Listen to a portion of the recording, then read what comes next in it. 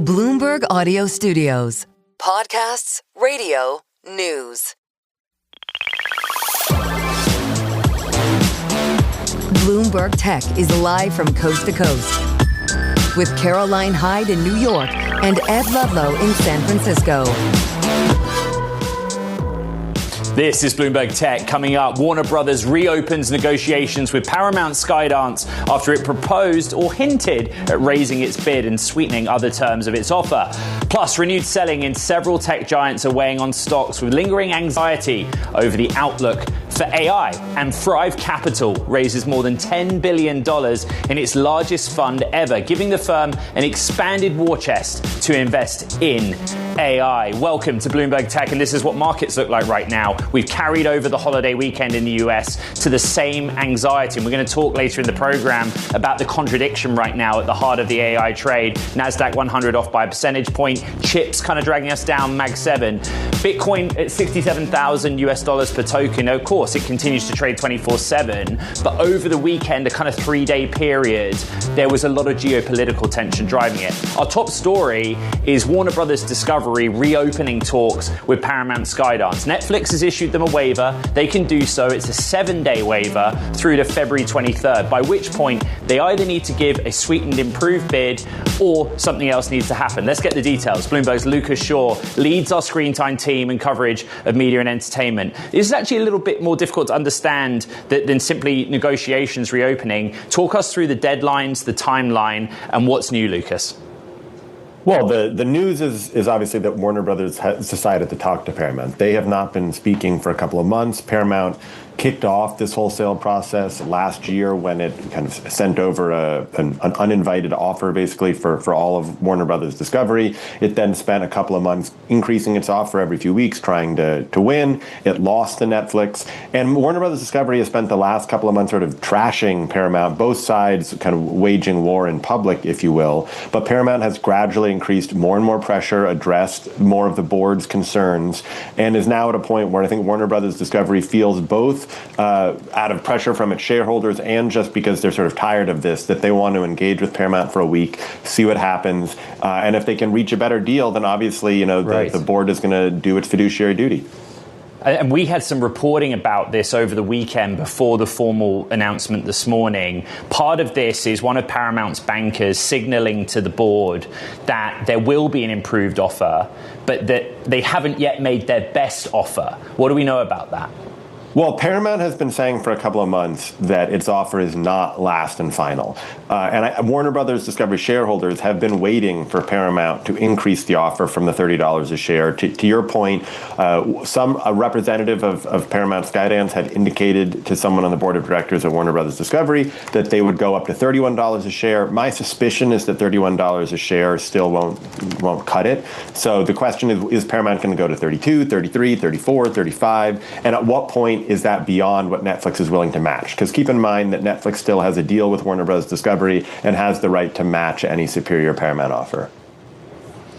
Netflix has come out with, I think we were talking about this offline, a strong statement, a lengthy statement. Just summarize what Netflix's position is here and where they fit into the idea that negotiations now are open for a window of time between Warner Brothers Discovery and Paramount Skydance.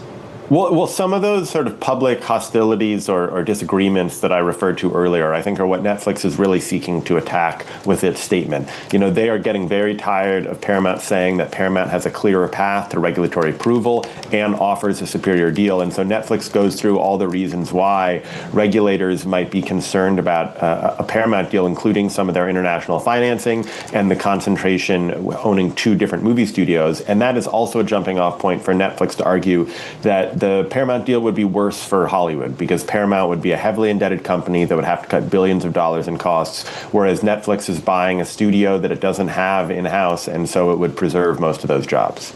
We're just showing the BI, Bloomberg Intelligence react, by the way, which is pretty punchy. Netflix should walk away as Warner M&A drama heats up. Maybe we'll get to Geetha later in the week. Bloomberg's Lucas Shaw, you've led the way on the reporting on this one. Thank you so much. Let's get back to markets. Jitters around the software sector are sending investors in search of safety.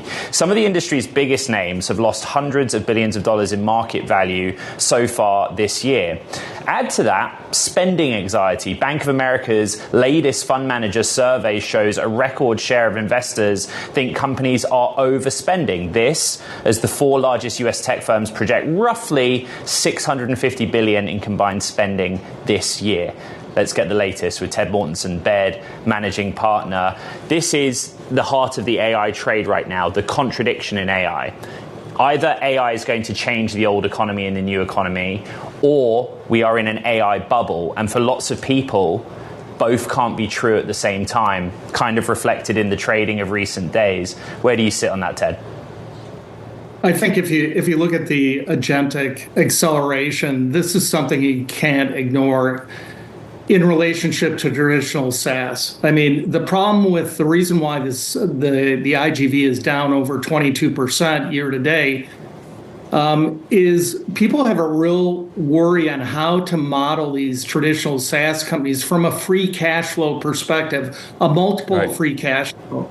And that's the big problem. I think over the weekend, 2 days ago, when OpenAI bought OpenClaw, that just gave more credence to this agentic explosion. If you look at some of the token growth that you're seeing, and this is why the cloud titans can't keep up with compute demand, is some of the token growth that you're seeing are triple digits month over month.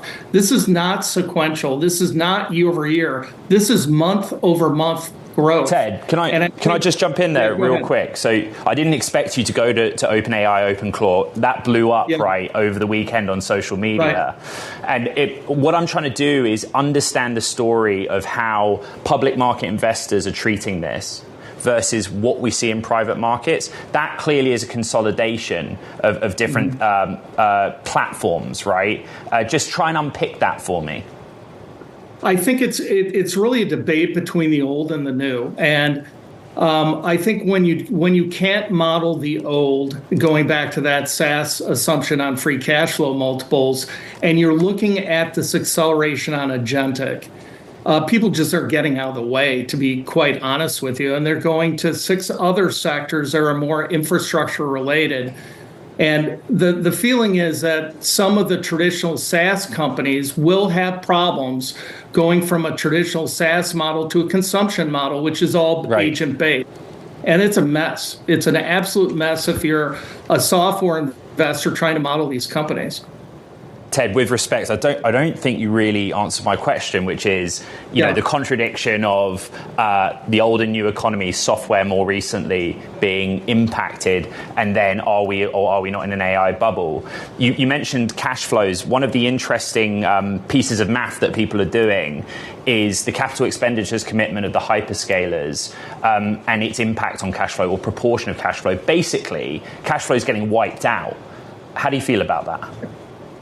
I think it's a problem X of Google and Meta, which have their supporting businesses on the advertising that can actually make up that free cash flow.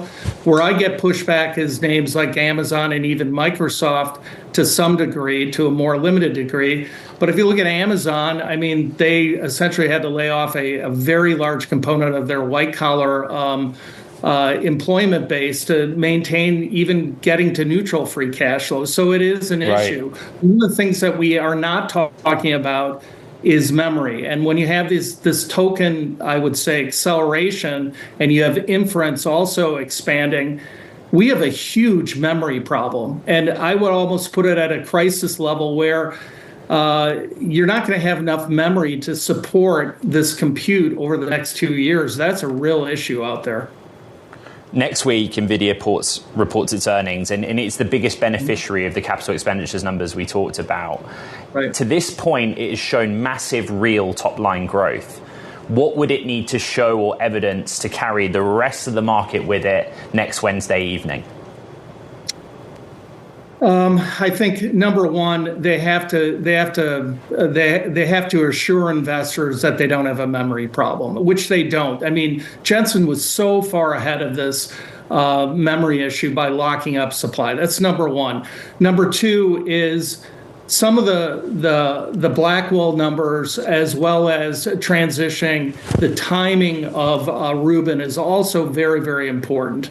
This is a real change on infrastructure on Rubin, and I think anything that they can assure investors that's on track, and the adoption of Rubin from a system perspective is not cannibalizing any of their business as it relates to, for example, Google's TPUs or inference silicon. Right. They've got to play in both realms.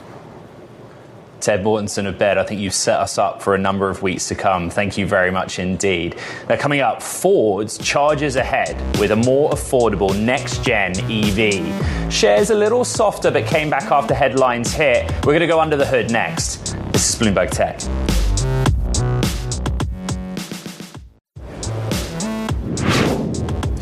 Ford may have taken a $19.5 billion hit to overhaul its EV business last year, but the US car maker is out to prove that it hasn't retreated altogether from electric vehicles. Ford revealed details of how it's engineering a next-gen EV platform to go further on a single charge and still start at $30,000. To do this, the company's head of EVs, Doug Field, told Bloomberg it had to start with a clean sheet for its organization and design process. Let's get more with Bloomberg's Keith Norton, who has covered this company inside and out since 1985. And it's important to be specific here, right? This was an engineering exercise, the universal EV. What did they actually do to engineer out cost and stay in the game? Well, as you said, Ed, they did it far from Detroit. This was set up in California. It was led by Alan Clark, who's a former Tesla engineer, and they sweat the details. It's like improvement by 1,000 cuts. And they've managed to shrink the size of the battery on this EV. The battery is the most expensive component of an electric vehicle, while at the same time extending the range by about 50 miles. That's just one of many engineering gains they made, which is the reason they can field this vehicle at $30,000 as a starting price, which is $20,000 below the average price of a new car in America today. We spent about 45 minutes on the phone with Doug Field, which was a really interesting exercise. There is a pathway here, right? It starts 2027 with a pickup truck, and they go basically from Skunk Works to reintegrating back into the might of Ford with maybe distant, Keith, ambitions on L3 systems. What's the sort of timeline from here of this UEV platform, please? Yeah, not exactly that far distant. They're going to come with the eyes off the road level 3 semi-autonomy in 2028. So a year after they launch this vehicle, they'll offer buyers the option of getting this semi-autonomous eyes off the road, hands off the wheel feature. So their point is they can put a feature like that on an inexpensive car in the 30,000s, which is unusual. Normally, those sorts of advanced technology features show up first on very high-end luxury cars closer to six figures. Right. The approach from Ford thus far has been to electrify the big winners, thinking Mach-E, thinking F-150 Lightning. That's gone now, right? And the focus is... That's gone, right? And the focus is China. So put that context out there for us, why this approach, ground up, starting from fresh, is the right way to counter the cost basis of a Chinese EV company.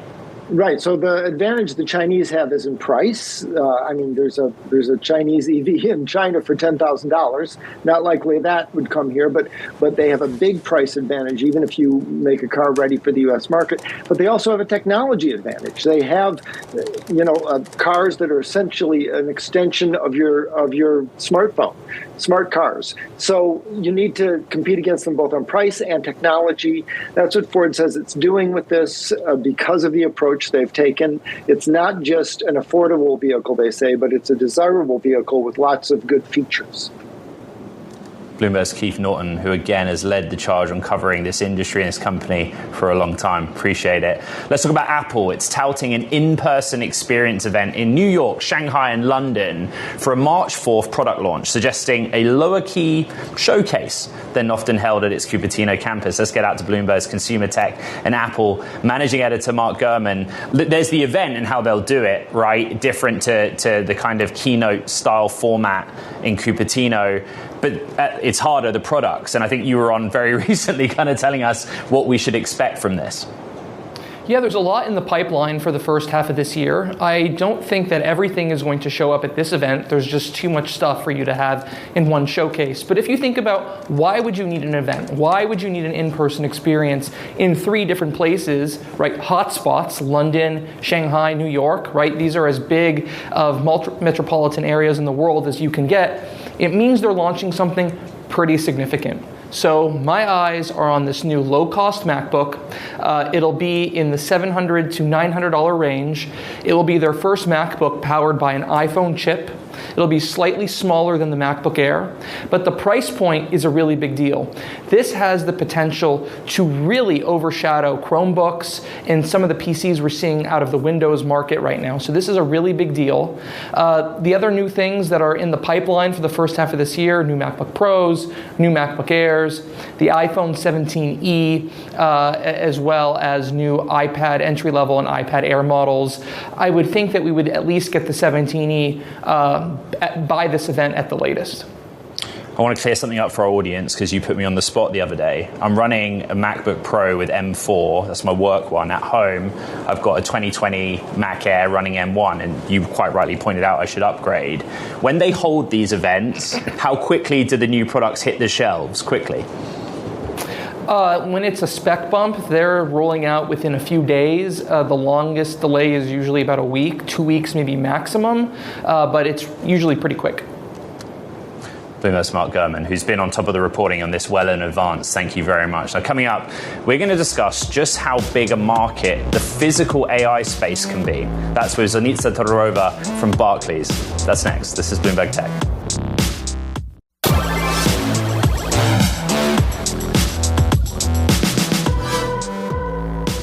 A report from Barclays projects that by 2035, physical AI could be a $1 trillion market, thanks to advances in brains, brawn, and batteries. So where are the investment opportunities along that value chain? Zanitza Todorova, Barclays head of thematic FICC research, and the author of that report, joins us now. In many ways, Zanitza, it's an update. You know, you're keeping the research alive. So we have the $1 trillion addressable market 2035, but digging down into the notes, actually, autonomous driving is a really big part of this for you.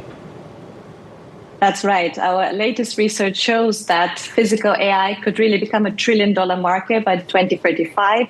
That's 10 times higher than where the market is currently valued at. And that $1 trillion estimate spans 4 key robotics categories: autonomous vehicles, humanoid robots, advanced automation, and drones. And look, while I have really strong conviction that the late 2020s and early 2030s will be the decade of the robot, I also think that growth and adoption will likely come in stages rather than all at once. I can see how autonomous vehicles could lead the trend and set the stage. And in fact, nearly half of that estimate of the market growth comes from autonomous vehicles, or in dollar terms, that's about $500 billion by 2035. I think also intuitively, this makes a lot of sense because autonomous vehicles clearly have a head start. The technology has been around for nearly a decade now. The production process is there. It can leverage an existing automotive supply chain. And I think more importantly, the AI models needed for autonomous vehicles can work with a much bigger real-world driving data set that's collected from millions of vehicles out there. And that's a very different story if you compare to where humanoid robots are at the moment. So if you follow the arc of what happened with autonomous driving, what needs to happen for humanoid robots for them to make a meaningful contribution to your $1 trillion forecast for addressable market by 2035? I think the number one challenge that humanoids face right now is the lack of physical AI data. And that's because when you think about humanoid robots, they really bridge the gap between the cognitive, the digital, and the physical world. And in the physical world, the laws of mechanics and physics apply.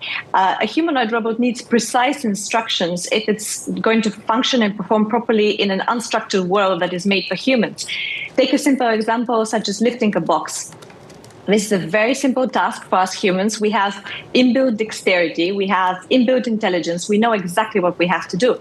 But a humanoid robot needs precise instructions. It needs to know exactly how much force to apply, where to apply that force. And that simple example can get really tricky if something changes. If, for example, the box is actually heavier than expected, if the surface is slippery, that means that the robot needs a new set of instructions. And the challenge is that there is no dictionary out there. There is no single database that can tell us, look, for a 50-pound box, you need this amount of energy, this amount of force. All that needs to be built from scratch in order for the technology to scale and to become more useful in the real world.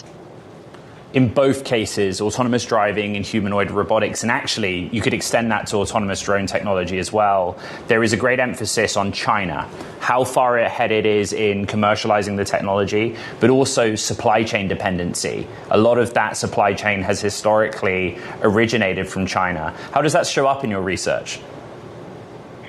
So it's clear that China leads. I think it deploys robots on a completely different scale.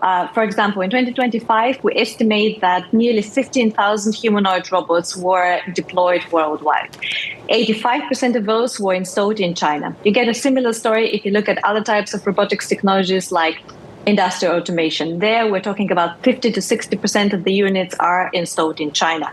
If you compare these figures to what's happening in the US, the numbers look very different. Low teens for humanoid robots and even single digits for industrial robots. So the scale is very different.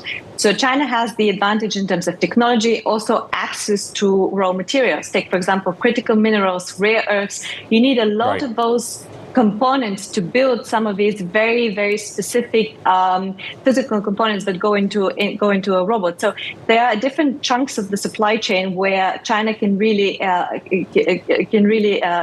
kick in. So all that comes together. But having said that, it's still early stages. I think we are just scratching the surface in terms of what physical AI can do. And I see lots of potential for that adoption to accelerate in other parts of the world, starting with the US and even potentially in Europe in a couple of years' time. Zanitza Todorova of Barclays, it's great to have you back on Bloomberg Tech with your updated research. Thank you. Some news crossing the Bloomberg terminal. Palantir says it has moved its headquarters to Miami, Florida from Denver. They made the announcement via a pretty straightforward and simple post on X, the social platform. The shares kind of haven't really moved from where they were trading anyway, but an interesting story we'll continue to track. Now, coming up on the show, Bitcoin having a tough time after the long weekend. We're going to discuss what's ahead for cryptocurrencies, a lot of focus on geopolitical risk right now. And of course, while it was a US holiday on Monday, Bitcoin trading 24/7 around the world. And you see since Friday, that's what it looked like. Markets actually not as anxious as they were when we woke up. It's halftime. This is Bloomberg Tech.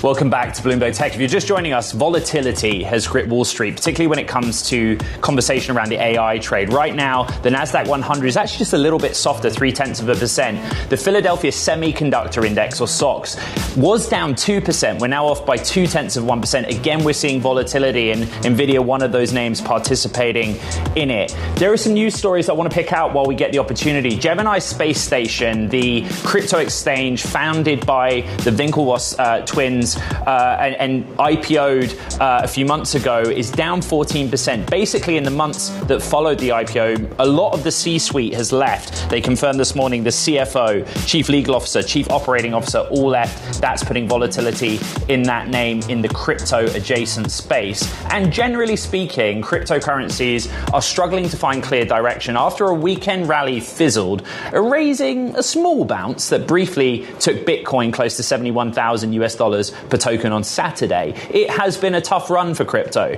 especially with Bitcoin posting 4 straight weeks of losses. There is one person who I rely on to help with this, and that is Bloomberg's cross-asset reporter, Isabel Lee. So most of America was on a holiday on Monday in the United States. Crypto is a 24/7 thing. And it's a global thing. But it was interesting to kind of track from Friday through to this morning where you net out $67,000 per token. And the stories on the Bloomberg are about geopolitics.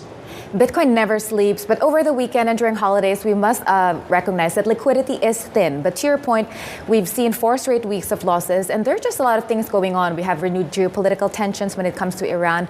Fed rate cuts are back in focus, especially after last week's inflation report. We also have AI concerns. So my inbox, Ed, as I'm sure yours is just full of AI concerns about whether this sell-off we're seeing will spill over the tech sector. So all of that is causing Bitcoin, which is now really a risk asset, moving a lot in step with NASDAQ. It's really edging lower. So that's what you're seeing. It's interesting because we still have the original Bitcoin proponents saying that this is a haven. This is what you buy when there's geopolitical tension, inflation fears. But for now, it's definitely behaving like a risk asset. Bloomberg's Isabel Lee with the crypto summary. Thank you very much. Latest 13F filings from Soros Fund Management has revealed that it's doubled its stake in Microsoft, jumping from about 102,000 shares to 263,000 shares here. With the latest is Bloomberg hedge fund reporter Hema Palmer. What do we need to know here about Soros?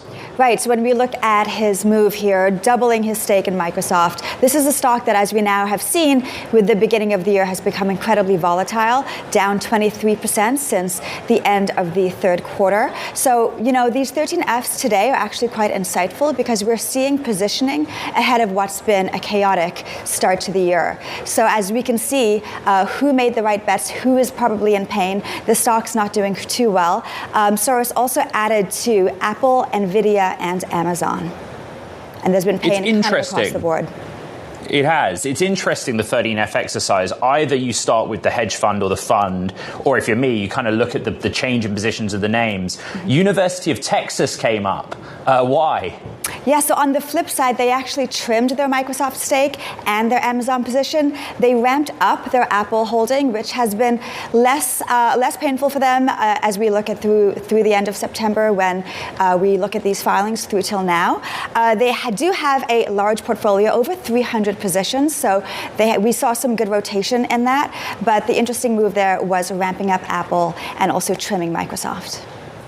Bloomberg's Hema Palmer across all the 13Fs. Thank you so much. All right, a lot more to come on the show. Startup Mesh is out to build the, quote, largest optical manufacturing footprint outside of Asia.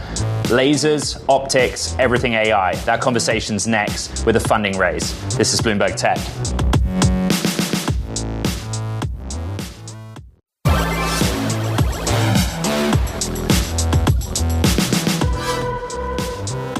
Elon Musk's SpaceX and xAI recently merged, are competing in a secret Pentagon contest to develop voice-controlled, autonomous drone swarming technology. According to sources, it's a $100 million prize that only a handful of companies were selected to take part in. Here with the story, Bloomberg's Katrina Manson. This was a fascinating read. It's a kind of new domain for SpaceX xAI. It's a contest. What do we need to know here? This is really the frontier of the future of war. This is everything that folks like Stop Killer Robots and others have been warning about. This is the Pentagon trying to experiment with completely new tech that has so far been failing. It's experimental. And this is a moment really where the AI companies are coming to the fore quite unexpectedly. Elon Musk is the very same person who said that he would have nothing to do with new tools for killing back in 2015 when he signed on to an open letter from AI researchers and roboticists saying, we do not want autonomous weapons. And now this is the Pentagon trying to create autonomous weapons. These are weapons that can select and engage targets of their own accord. The contest is not explicitly saying they will be doing that, but they are saying that drones will be moving around and taking commands from voice and turning those into digital instructions. I don't know that the prize money is necessarily the main headline for SpaceX, right? What you do really well in your reporting is explain where the technology's at and where various institutions want it to get to. So we have drones, but it's this swarming idea in the, defense use case. What needs to be cracked? I think there are 4 stages. First is, as you say, there are drones. Everyone's become familiar with drones because of the Russian invasion of Ukraine. And Elon Musk himself said in 2024 that if there is a major power war, it's going to be a drone war. So everyone is very focused on what that might look like in the case of a US-China contest over Taiwan. People have flown multiple drones together. That's not the same as a swarm. A swarm really is where the drones talk to each other, they interact with each other, and ultimately, potentially, carry a payload or a weapon and can drop that weapon on a target. Weaving in AI to do that for targeting, automatic targeting recognition, and in this case, to take a command from someone giving a voice instruction and turn that into a movement or an action is relatively uncharted territory. I should say that SpaceX and xAI did not respond to our request for comment, which is pretty normal procedure for them. What they are doing is hiring some interesting roles bi-coastally, but in the classic talent pools of Silicon Valley. What areas? This is DC and the West Coast, and of course SpaceX, a long-term defense contractor, but never in offensive weapons, nothing ever so explicit. And xAI, I mean, this is Grok, this is X, what we're all going to post this story on afterwards. They are now hiring for people with clearances, and that's a real change. They're looking for people with secret clearance and top secret clearance. Bloomberg's Katrina Manson, top reporting. Thank you very much. There are so many other news headlines in the world of tech. Time now for Talking Tech. And first up, Anthropic's talks to extend a contract with the Pentagon are being held up over additional protections the company wants to put on its Claude tool.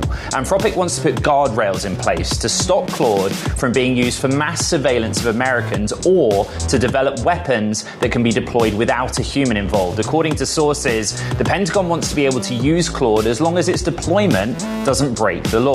Plus, Thrive Capital has raised more than $10 billion for its largest fund yet. The venture firm, founded by Josh Kushner, draw far more demand than it could accept, turning away billions of dollars from prospective investors. The interest underscores the success of several of its portfolio companies, including OpenAI, SpaceX, and Stripe.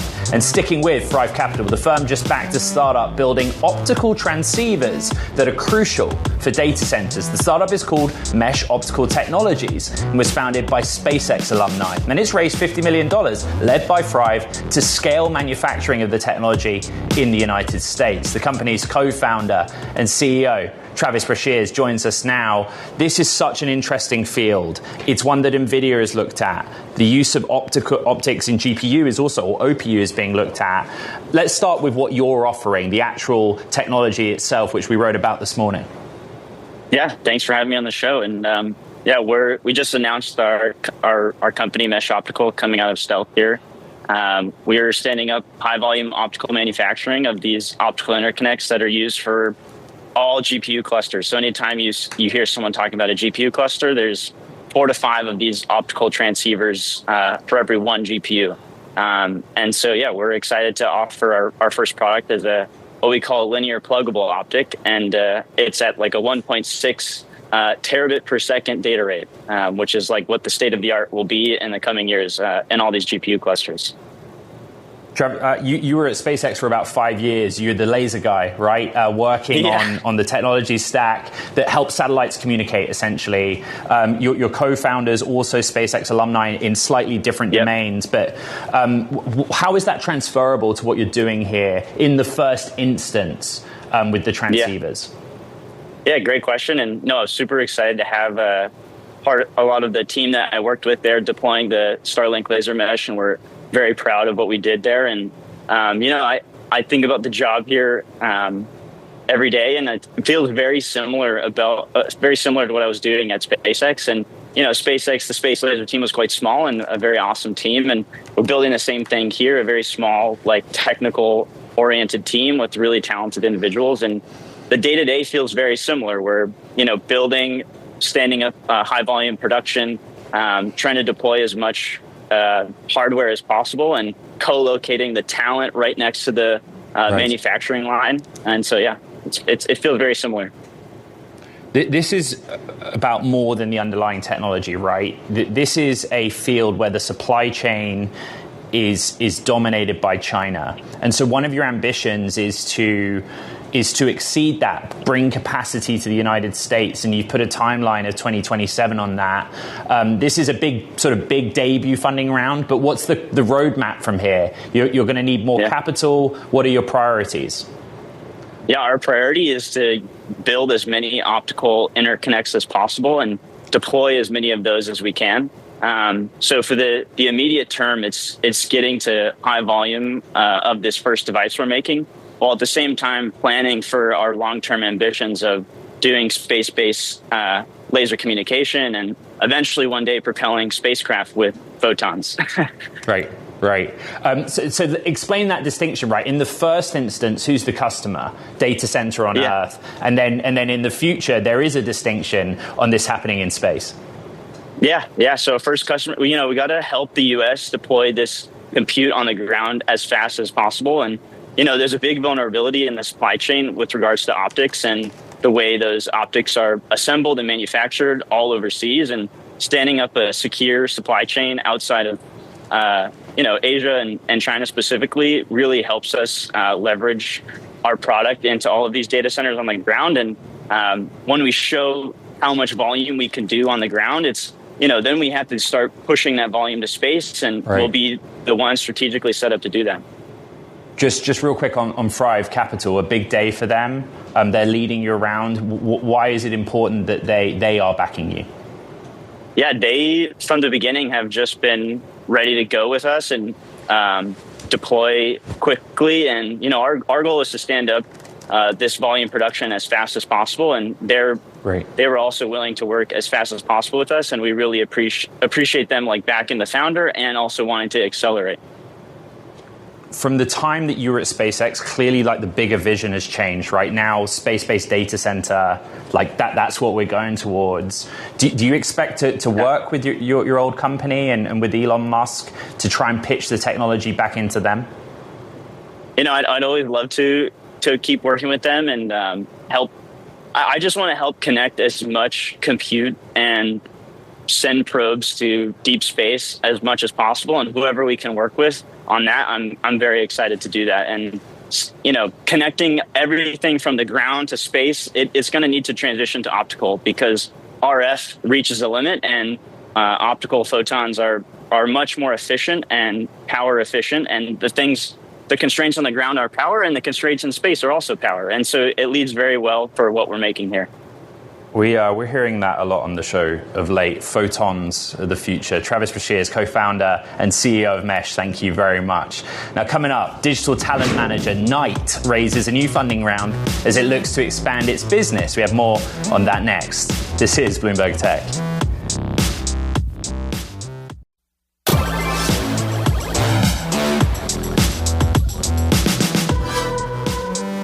Talent management firm Knight has raised $70 million to expand its business across music, sports, gaming, and live events. Knight's founder and CEO, Reed Ducksher, joins us now. This is digital Hollywood, right? And the management of top talent.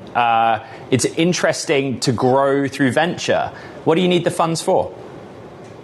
Yeah, we're going to use it for a few different things. I mean, we're primarily focused on talent management here at Knight, but we do have a venture studio. We've went on to fund things like Feastables and Tone with Kai Cenat. And so for us, I think the thesis was always that talent of the future are born on the internet. That is very much still our thought going into the future.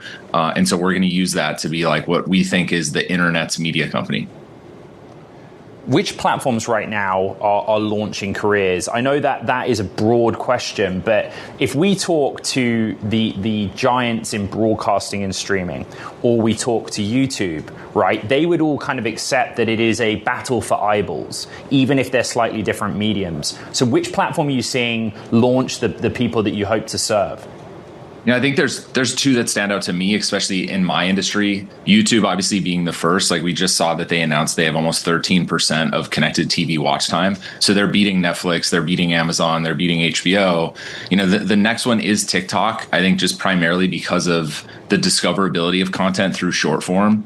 It doesn't matter if you have 10 followers or 1 million followers, like a good video can get a lot of views and go viral. And so I think that has created a lot of careers just because of that top of funnel that's created, regardless if you have followers or not. You've been at this a while, right? It's not as if Night just suddenly came about overnight. It's 10 years of work. I think now at this stage, the timing of the raise, what was the strategy behind that, Reed? Yeah, we've grown very linear over the last 10 years, through signing different talent, through the venture studio. It felt like a perfect time for us. We feel like we've never been more right than we are right now in our thesis of internet native talent being the future of celebrities. And so for us, like the last 10 years were all about like, how do we educate? How do we continue to represent the biggest talent on the internet? We think the next 10 years, like attention is the currency. We think that individuals are or consumers are more loyal to individuals now more than ever. And so as we continue this thesis, this is a company that hopefully I can run for the rest of my life. We'll see. But I think the next 10 to 20 years, like we still believe in this like internet first talent born on the internet. The future state of celebrity is born on the internet. And so it felt like the perfect time for us to make a larger move. You've done some M&A, for want of a better expression. 2004, Night acquires the Roost Podcast Network. Last year, Experiential Supply Co. Is this kind of the plan now? Like the $70 million can go towards some interesting properties like that? Yeah, we've done those organically off the balance sheet. Like we've always been a profitable company. We've had a successful career, and so we bought the Roost from Warner Brothers when they were looking to sell that asset. Really like building our media sales apparatus. Acquiring Experiential Supply was another thesis that we're going to continue to run after. Like we do think the world lives on the internet, and we do think the future state of celebrities are born on the internet. But we also think that consumers value in-person experiences more than ever in the future. We are still bullish on live events and experiences for individuals, and so that was a lot of that acquisition. The money will go towards buying things that make sense for the culture that we've built here over the last 10 years, businesses that we think intersect with the internet. And so a lot of what we're going to look at going forward is things in those categories. Reed, from Night's perspective, how do you think about what's happening with Warner Brothers Discovery, the Netflix part, the Paramount Skydance part? Does it have some ripple effect in your world where the talent's heads get turned about the health of industry wide, or it's just not a concern? No, it does. Like I think the issue is just the consolidation of all these companies provides less buyers in the ecosystem, and so you're seeing a contraction of shows getting sold, and we've now seen that over the past 3 to 5 years. I think that's just going to continue. I think the consolidation, worries a lot of people. Like we are based in Los Angeles, although we aren't necessarily traditional Hollywood. We do have shows and have sold shows to those streaming services. I think the interesting place where we sit as a company is that 90% of our client roster sees YouTube or being a large YouTube or TikTok creator as the end game for them. Like they want to be large internet personalities. They want to control their intellectual property. They want to control their editing and have final cut and final say in the product. And so I think it affects us way less than it maybe affects the traditional talent management companies whose revenue concentration is primarily through entertainment services that's provided from a TV network or a Netflix, where ours, like the primary revenue source is YouTube AdSense, brand sponsorships. It's very different. And so although it does affect us, it's on a much smaller scale. Reed Ducksher, founder, CEO of Night. It's great to have you on Bloomberg Tech. Thank you very much. That does it for this edition of Bloomberg Tech. What we were just discussing, right? This morning's news that Netflix has issued a waiver to Warner Brothers Discovery, allowing them to negotiate with Paramount Skydance. It's 7 days through February 23rd, and Paramount either has to improve their bid or something happens with Netflix, which is a bit softer. They came out with a strong statement saying that they feel very confident in their existing bid. And you can definitely go back, listen to the conversation with Luke and Shaw. In markets more broadly, we are seeing volatility. We had some serious declines at the index level. The NASDAQ 100, the Mag 7 names, the Philadelphia Semiconductor Index, they were all markedly lower. Now, actually, the SOX is higher, but there has been volatility coming with that. We'll continue to track it. As I said, please recap.